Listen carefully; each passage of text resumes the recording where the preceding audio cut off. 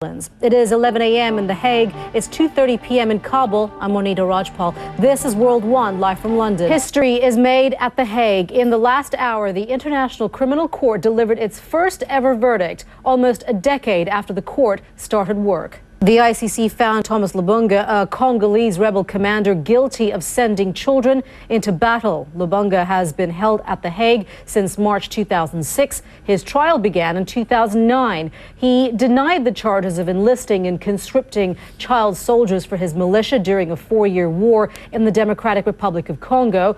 Prosecutors claimed the children, some barely in their teens, were taken to military camps, beaten and drugged, and girls were used as sex slaves. Now, there have been other war crime trials at The Hague, but what makes Lubunga's case different is that his is the first to be handled completely by the ICC. The trials of former Serbian leader Slobodan Milosevic and Liberia's Charles Taylor have also been held at The Hague, but in special UN-backed courts. We will have more from The Hague shortly.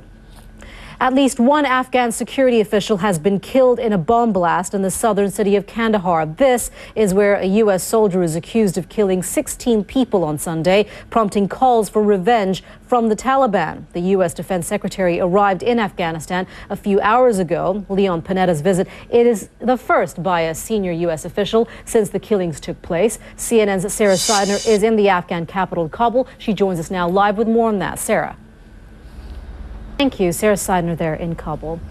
Well, now we want to bring you more on a tragic story that we've been following from southwestern Switzerland. Rescue helicopters rushed to the scene late Tuesday when a bus carrying Belgian school children crashed into the wall of a tunnel. The Syrian army has tightened its grip on one of the last rebel strongholds left in the country. Security forces are said to have pushed opposition fighters out of Idlib in the north of Syria following a 4-day onslaught. The fighting rages. A report from Amnesty International claims to detail the government's hidden underworld of torture. It says opponents have been beaten, raped, and electrocuted. One witness is quoted as saying, "I heard the screams of those being tortured for 24 hours a day." Well, this next report includes video that some of you may find disturbing. CNN's Arwa Damon looks into allegations that torture has been a tool used by the Syrian regime long before the government's crackdown on open protest began a year ago. The following report does contain some very graphic images. Bringing more now on our top story. The International Criminal Court has found Thomas Lubunga guilty of war crimes. He was a rebel commander during the war in the Democratic Republic of Congo 10 years ago. This is the first case that the ICC has concluded since it started work in 2002. We want to bring in CNN's Zain Verji, who is at The Hague covering this. Zain, tell us a little bit about what was his reaction?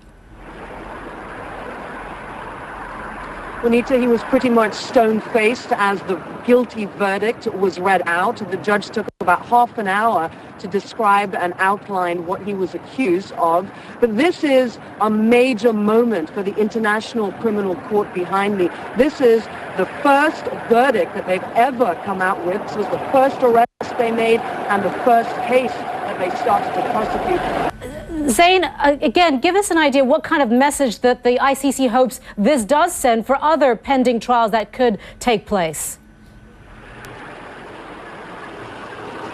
A very important one, as the judge handed down the guilty verdict, it wasn't just here at The Hague, but this is a message that is going to reverberate around the world. Zain, thank you very much for that. CNN's Zain Verji there reporting to us from The Hague in the Netherlands.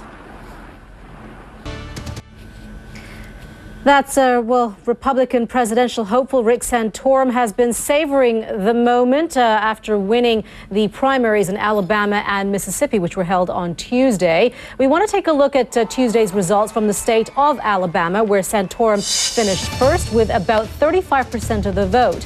Newt Gingrich came in second, and the state of Hawaii and the U.S. territory of American Samoa also held Republican contests on Tuesday.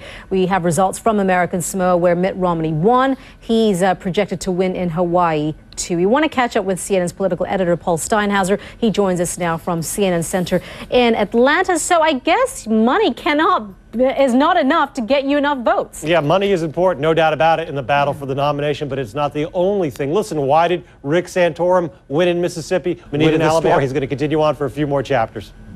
Yeah, if you only knew, but we also know we don't know enough at this point. Exactly. All right, Paul Steinhauser there at CNN Center, thank you so much for that.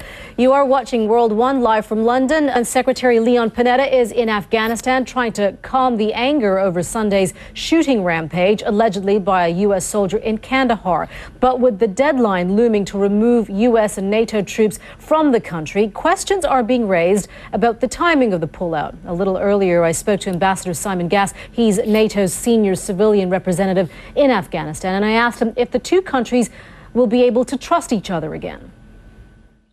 It's been a difficult few weeks as a result of these really very, very tragic and... Ambassador Simon Gass speaking to us just a little earlier on here on World One. We want to see what newspapers are saying about this. In the U.S., the Washington Post's headline, "Fighting a War Half-Heartedly." It's an editorial that says if it's evident that the president won't defend the war and is focused on winding down rather than winning, why should anyone else support it? In the UAE, there's a comment piece in The National with this headline: "America's impossible war in Afghanistan achieves nothing." It goes on to say, as Henry Kissinger famously said in the Vietnam context, the conventional army loses by not winning, the guerrilla army wins by not losing, and the Taliban, quite obviously, have not lost. And in Scotland, the headline in The Scotsman is, "There's little to be gained now by lingering in Afghanistan." It's an analysis piece that goes on to say, under reforms maintained by military force, it is true that much of Afghanistan is a far more civilized country, but in other respects,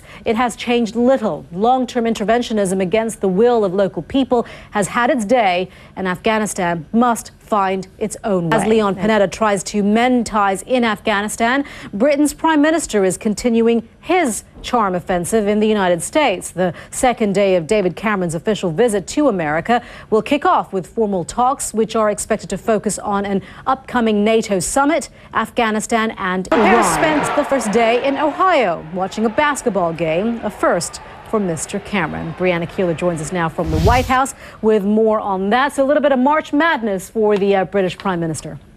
That's right. A little bit of March Madness, introducing him to college basketball last night, Monita. Brianna, thank you very much. Brianna Keeler there reporting to us from the White House. Well, watch out, Sarkozy. Here comes Hollande. Elections in France are coming up fast. Just a few weeks left for the president to convince voters to give him another 7-year term. As Jim Bitterman reports, Mr. Sarkozy's most serious threat is from the left. If the public opinion polls hold true, the French are about to elect a president who has never before held national elective office. Well, there are several other candidates that are also in the running. François Bayrou of the Democratic Movement, a centrist party, has been gaining ground in the polls. He finished third in the 2007 election. Jean-Luc Mélenchon is a member of European Parliament and represents the Left Party. He's winning support for his opposition to austerity measures and for railing against corporate greed. Dominique de Villepin is running as a centrist. He's a longtime rival of Sarkozy and once served as prime minister under Jacques Chirac, as well as France's foreign minister prior to the war in Iraq. This is World One live from London. We've been seeing a lot of goals in the Champions League this season, and Tuesday was no exception. Don Riddell joins us with the details on that. Hey, Don. Hi there. Thanks very much. If you are wondering who might be able to challenge the dominance of the Spanish team, 10 minutes. See you then. Better you than me, my friend. I'm not very good at that. Thank you so much, Don. You're watching World One live from London. Here's a quiz for you. Here's more maths, apparently. How do you put 7 million encyclopedias into the history books? Encyclopedia Britannica has done just that. We'll tell you how. Welcome back. You're watching World One. Here are some of the stories we're talking about. A mammoth project is about to begin. Agence France-Presse says scientists are using cloning technology to try and bring a woolly mammoth to life, resurrecting a species that hasn't walked the earth in 10,000 years. Now, if that idea sounds familiar, you've probably seen the film Jurassic Park, where scientists set out to do the same thing. Let's just hope the similarity ends there. Now, space, human reproduction, and the discovery of electricity. The Encyclopedia Britannica has them all, but after nearly 2.5 centuries and 7 million copies, the world's best-known encyclopedia has turned a page and stopped making a printed version. The first Encyclopedia Britannica came out in the 18th century and immediately caused a stir. Britain's King George III ordered pages to be torn out because an entry on midwifery showed diagrams of the female pelvis. Well, a sexy blonde, I should say, dies mysteriously, setting the stage for a courtroom drama and claims of a cover-up. Well, some of the latest twists in the Desperate Housewives saga, not in the show, but behind the scenes. Actress Nicolette Sheridan is suing ABC, claiming they killed off her character because she complained about the show's founder. The case was supposed to start wrapping up on Tuesday, but a surprise witness took the stand, claiming to have evidence suggesting a cover-up. Here we go. I want to bring you something on a tough act to follow. A 25-year-old has become the youngest musher to win the Iditarod dog sled race in Alaska. Watching World One live from London, I'm Monita Rajpal. Thank you for joining us. We'll update you of the news headlines at the top of the hour right here on CNN.